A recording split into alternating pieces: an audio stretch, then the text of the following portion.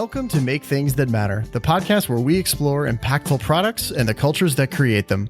I'm your host, Andrew Scottsko, and if I'm doing my job well, each episode of this show will help you to do meaningful work, make things that make things better, and have a great experience doing it. Hello and welcome to another episode of Make Things That Matter. I'm your host, Andrew Scottsko, and this is a space where we explore the future of creative work and teams. In a nutshell, this is about how we bring great things into the world and grow as learners, as creators, as leaders. And first off, I want to say thank you so much for listening. I know there is an endless supply of content out there that you could be listening to, and it does mean a lot to me that you're spending some of your day with me. So thank you. Now, one way you can support this show is to subscribe to it, just so that you don't miss any episodes. And make sure you share this one if it does resonate with you. If you can go ahead and give the show a 5-star review and also a written review on Apple Podcasts, that would be incredibly supportive of me and the show because it gets the show in more people's ears by lifting it up on the rankings. I really appreciate you considering that. If it feels right to you, it would mean a lot to me. Now, on this show, we cover a wide range of topics, but we do have a real center of gravity around product management, around organizational design, peak performance, conscious leadership, all these lovely words. And in today's episode, I want to try something new. In today's episode, I want to extend and expand on a Twitter thread that I posted recently that really seemed to strike a chord. And that thread was about how to think about continuous discovery for a nascent, early stage product.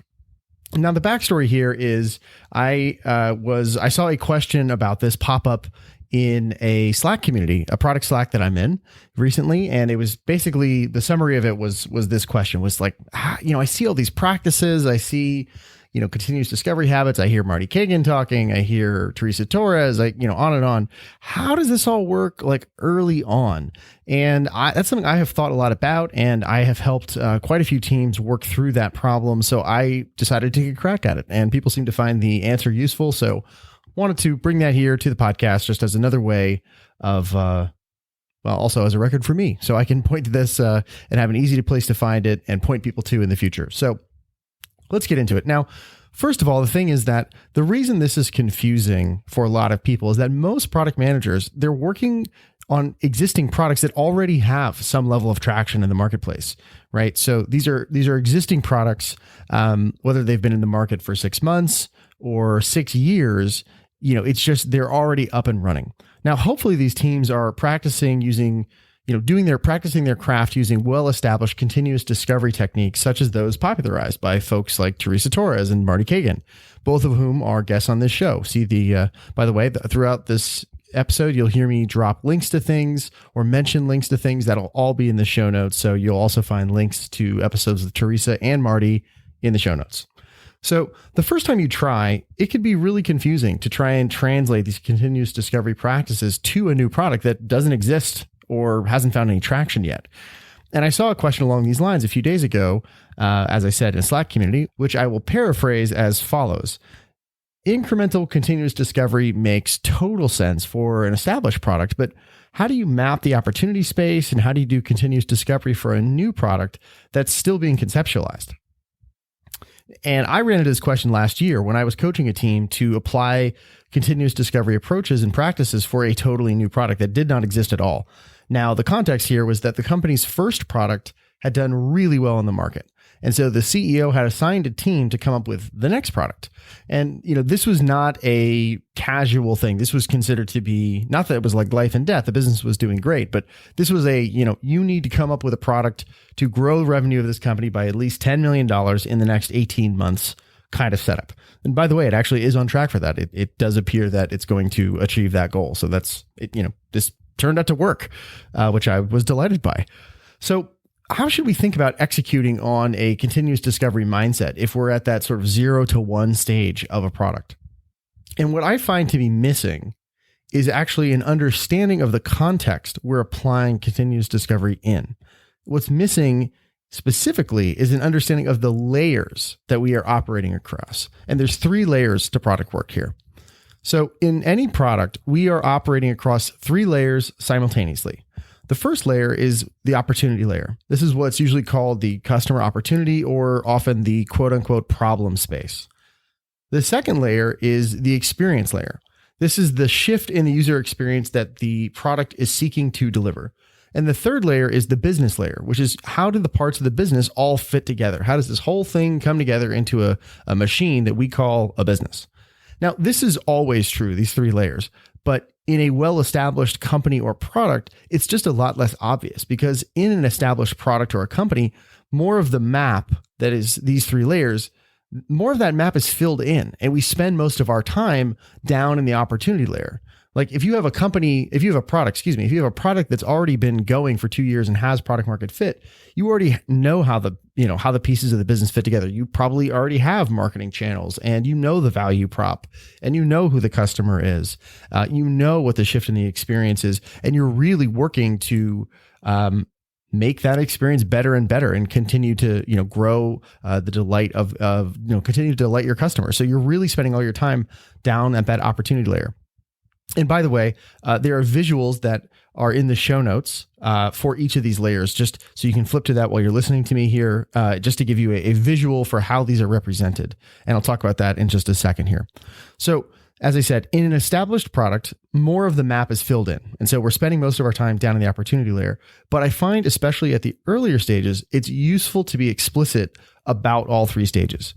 And I tend to represent each of these three layers the following ways. So for the opportunity layer, I like to represent that by using an opportunity solution tree as described and I think invented by Teresa Torres.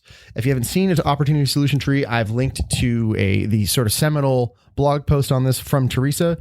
Must read. If you don't know this, you have to go read that right now. I consider it required reading for anybody I even talk to about products. So please go read it.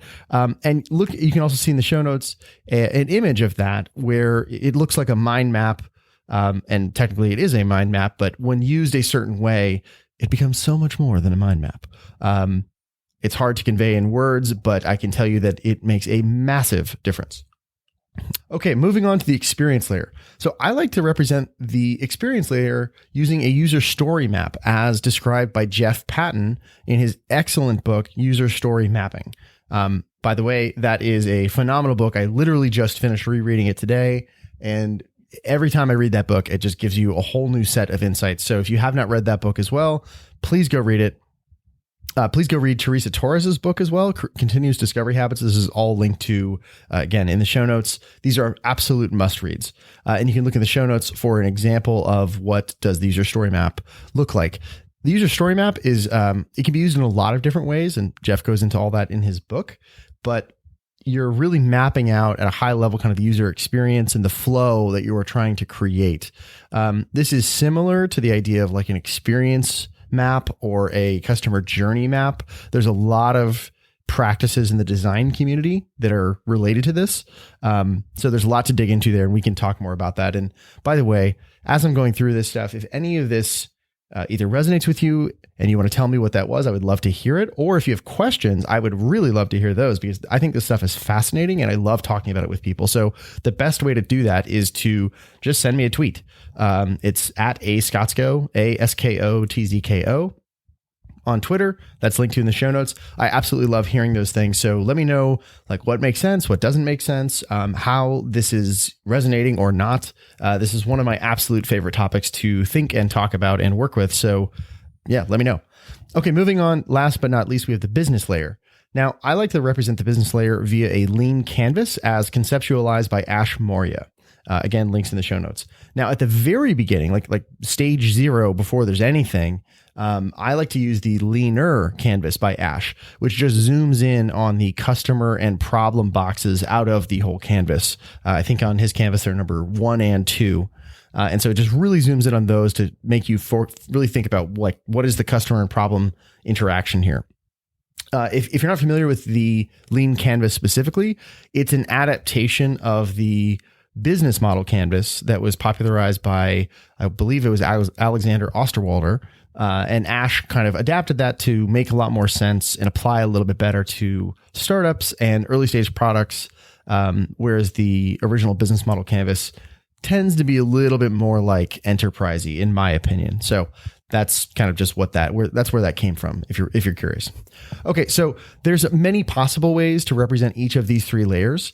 These 3 methods just happen to be the ones that I like best right now. They're the best that I've found so far. They make the most intuitive sense to me. I've worked with a lot of people and different kinds of teams with them, and they just seem to work. People pretty widely, the ideas translate and make sense, and we don't spend our time we don't spend tons of time trying to explain the tool. We just get to use the tool and do the job, which is what you want.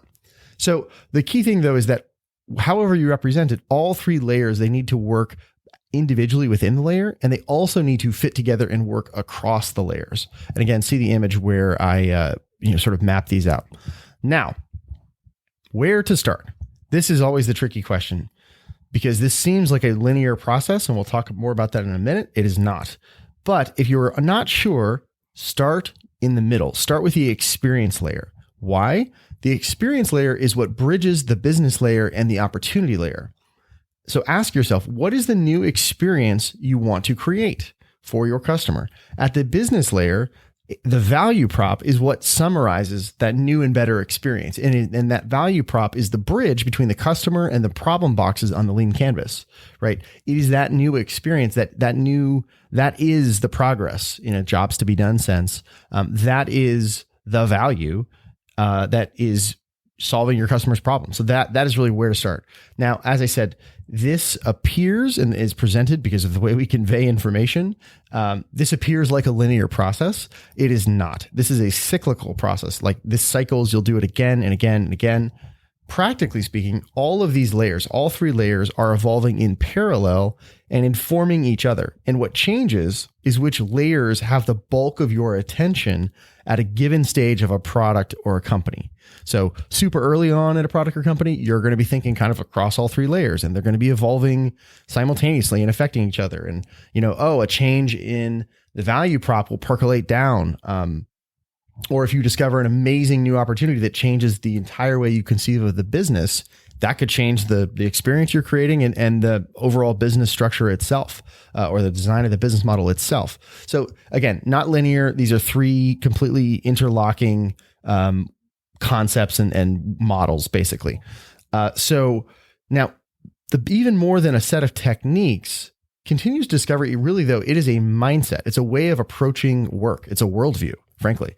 So whichever layers you happen to be focusing on, the important thing to do is to know where you are. That's the point of this entire podcast, is to help you know where you are and where you need to focus. And then once you know where you are, approach that work in a continuous discovery mindset. So if you're at the early stages of basically figuring out, what are we building? Who cares and why, then iterating around the linear canvas and the experience map, which are layers 2 and 3 from above, that should be your focus, and do it in a continuous discovery way. And, if that's where you are, which most people with a nascent product are, even if they're within a big company, that's, if you're like a tiny new business effort or initiative in a big company, you're still basically a startup. You just happen to be housed inside a much bigger entity, but act and think like a startup, which is what we're talking about here. So you first want to understand, what is the A to B shift in the experience? Like, what is the transformation of the customer experience here? For whom? Who is that customer? And how valuable is that to them? Is this a painkiller? Is this a vitamin, or is it a dud? And why? Right? And that is all a much longer way of saying, basically, know your customer and your value prop.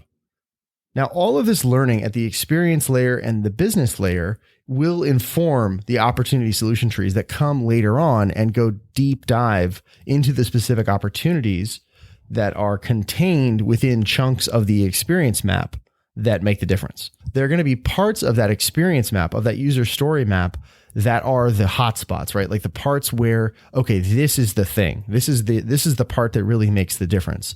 And within those parts, that's really where you're going to be putting your focus, because that's where you have a lever. You have a point of leverage to change the customer's world. You're going to go deep on those parts with other story maps that are more nuanced and focused. And you're also going to go deep there again with opportunity solution trees. Again, go read the blog post by Teresa. It is epic. It is a must read. It is linked in show notes. That is an OST. You'll hear it abbreviated that way or see it abbreviated that way, but that's an opportunity solution tree. That will all be influencing each other. All right. Next question that always comes up. Which tool do I use when? Okay, there's a lot of tools flying around here. Which one do I use and when? All right. First of all, because we said whatever layers you're focused on, do it with a continuous discovery mindset. So independent of where you need to put your focus across these layers, you should be doing interviews and customer conversations always and forever. A good standard, I think, is to aim for is to get to at least one a week. If you're early stage, it should be more than that, right? You should be talking to customers all the time. Now, wherever you are now, just get faster. If you're at, one a quarter, okay, that's terrible, frankly, but speed it up, get to at least one a month and then get to two a month and then work your way up to one a week. Shoot for that and then, go from there. Now, so you're always going to be doing that no matter what. All right. Now, if you don't know who your customer is and what the value prop is, do the interviews and focus at the business layer, using the leaner canvas tool. If you know your customer, but you don't know the change in their life that you're trying to make, the A to B kind of transformation in their lived experience, do interviews and really zoom in on the experience layer. So do the user story map and the customer forces canvas from jobs to be done. If you know the value prop, but you don't totally know how to deliver on that value prop or to continue growing and improving the value of your solution, again, do interviews and go deep on the opportunity layer, the opportunity solution tree layer.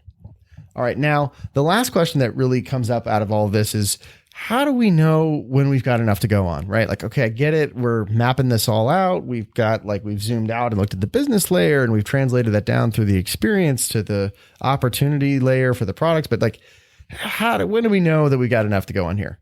That's a more nuanced question that I will address in a separate post at some point. If you are interested in that or have specific little follow-ups on that, please let me know what they are. I want to make sure that next thing I create speaking to the question really helps. So send me your questions on that.